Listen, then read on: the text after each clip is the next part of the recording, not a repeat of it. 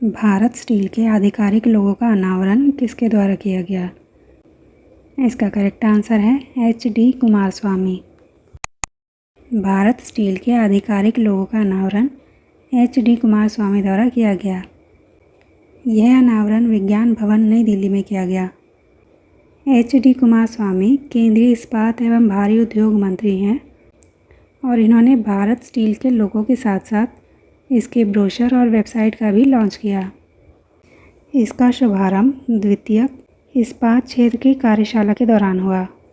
Bharat steel इस्पात मंत्रालय का प्रमुख अंतर्राष्ट्रीय सम्मेलन सह प्रदर्शनी है, जो 16 से 17 अप्रैल 2026 को भारत मंडपम नई दिल्ली में होगा, जिसका उद्देश्य होगा वैश्विक उद्योग नेताओं, नीति निर्माताओं, निवेशकों और तकनीकी विशेषज्ञों को एक मंच पर लाना और हरित सतत इस्पात निर्माण को बढ़ावा देना।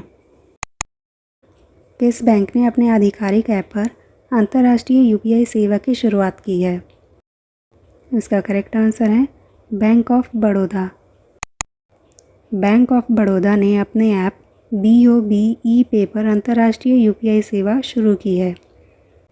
इस बैंक की नई सुविधाओं में शामिल है UPI global acceptance, foreign inward remittance और NRI के लिए विशेष यूपीआई एक्सेस।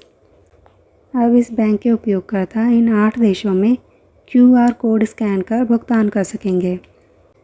यह भुगतान राशि स्थानीय मुद्रा और भारतीय रुपये में हो सकेगी।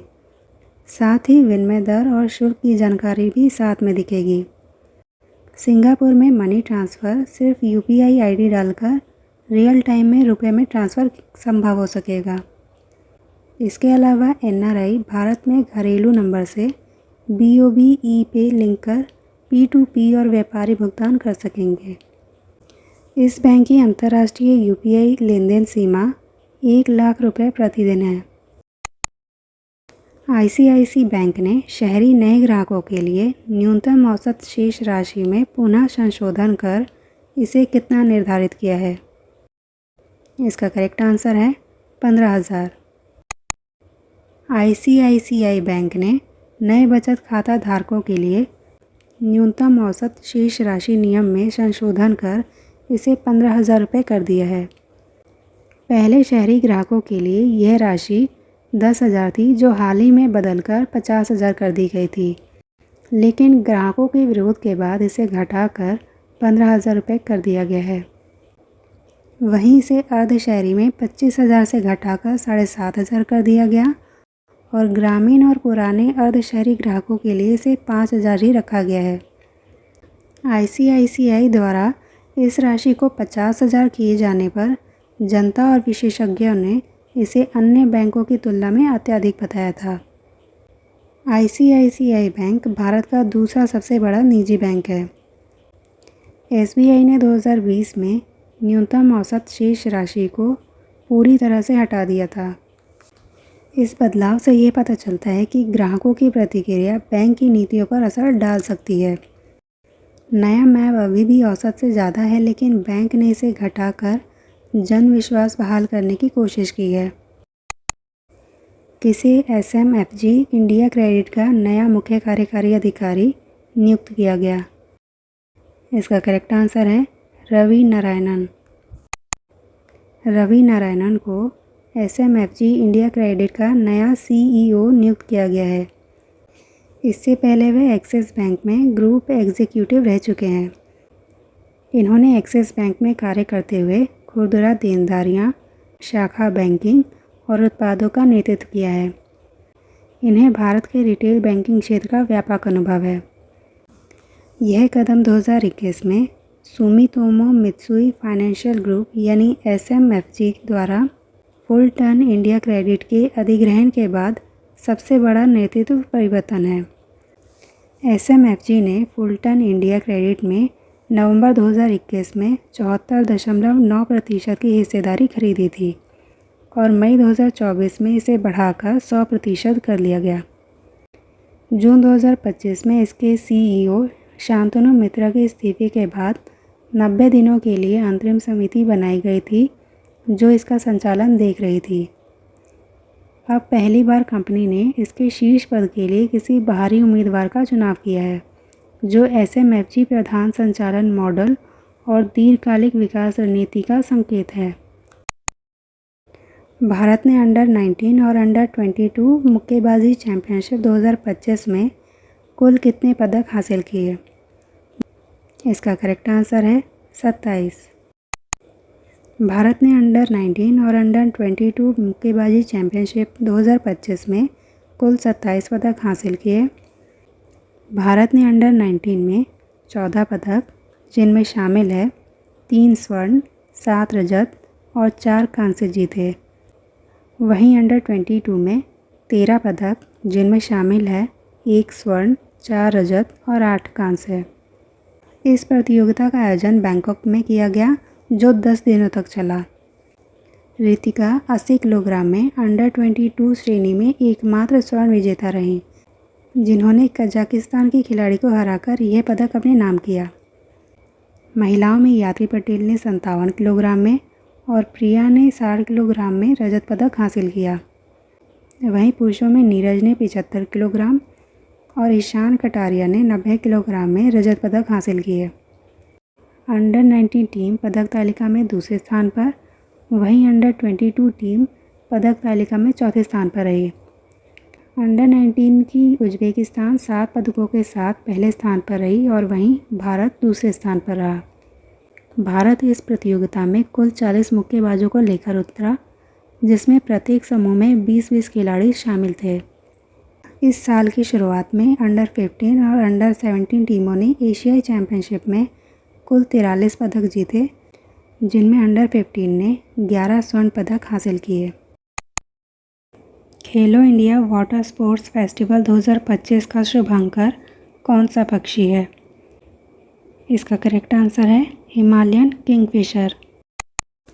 हिमालयन किंगफिशर को खेलो इंडिया वाटर स्पोर्ट्स फेस्टिवल 2025 का शुभांकर घोषित किया गया है। जदीबल विधायक तनवीर सादिक और जम्मू कश्मीर के युवा सेवा और खेल मंत्री सतीश शर्मा ने इस शुभंकर लोगो और आधिकारिक किट का अनावरण किया। यह महोत्सव 21 से 23 अगस्त 2025 को श्रीनगर के डल झील में पहली बार आयोजित होगा। इसका आयोजन जम्मू कश्मीर खेल परिषद द्वारा केंद्रीय युवा मामले और खेल मंत्रालय और साथ ही भारतीय खेल प्राधिकरण यानी साई के सहयोग से किया जाएगा। गुलमर्ग में खेलो इंडिया शीतकालीन खेलों के बाद यह जम्मू कश्मीर का दूसरा खेलो इंडिया आयोजन होगा। इस खेलो इंडिया वाटर स्पोर्ट्स फेस्टिवल में पदक स्पर्धाएं होंगी रोइंग, कैनोइंग और कयाकिंग। वहीं प्रदर्शन स्पर्धाएं होंगी water skiing, shikara race, dragon boat race. इसमें 36 राज्यों और केंद्र प्रशासित प्रदेशों से 400 से अधिक एथलीट भाग लेंगे। इस शुभंकर की विशेषता है नारंगी नीले रंग का हिमालयन किंगफिशर, जो रोमांच, प्रगति, प्रतिस्पर्धा और कश्मीर की सुंदरता का प्रतीक है। वहीं इस लोगो में बर्फीले पहाड़ों और देवदारों से घिरी डल झील पर शिकारा को दर्शाया गया है, जो परंपरा, प्रकृति और खेल की ऊर्जा को दर्शाता है। यह वाटर स्पोर्ट्स महोत्सव खेलो इंडिया कैलेंडर का हिस्सा है। इस वर्ष मई में दीव में पहली बार खेलो इंडिया बीच गेम्स का आयोजन किया गया था। केंद्रीय मंत्रिमंडल द्वारा मंजूर मेरिट योजना का मुख्य उद्देश्य क्या है? इसका करेक्ट आंसर है बहुविषयक शिक्षा और अनुसंधान सुधार। मेरिट योजना को केंद्रीय मंत्रिमंडल द्वारा मंजूरी मिली, जिसका मुख्य उद्देश्य होगा बहुविषयक शिक्षा और अनुसंधान में सुधार करना। यह योजना भारत की तकनीकी शिक्षा में गुणवत्ता, समानता और सुशासन में सुधार करने के लिए शुरू की जा रही है। यह केंद्रीय क्षेत्र योजना है जिसकी लागत होगी 4,200 करोड़ रुपए। इसे 2025 से 2030 तक के लिए 5 साल की अवधि के लिए लागू किया जाएगा। इसमें सभी राज्यों और केंद्र शासित प्रदेशों के सरकारी इंजीनियरिंग कॉलेज और पॉलिटेक्निक संस्थानों यानी कुल 275 संस्थाओं को शामिल किया जाएगा। इसका वित्त पोषण 2100 करोड़ रुपए विश्व बैंक द्वारा और 2100 करोड़ रुपए भारत सरकार द्वारा किए जाएंगे। इस योजना के मुख्य साझेदार होंगे IIT, IIM, AICTE और NBA जैसी अन्य नियामक संस्थाएं। इस योजना का मुख्य उद्देश्य होगा अनुसंधान केंद्र, इनोवेशन लैब और इंक्यूबेशन हब स्थापित करना।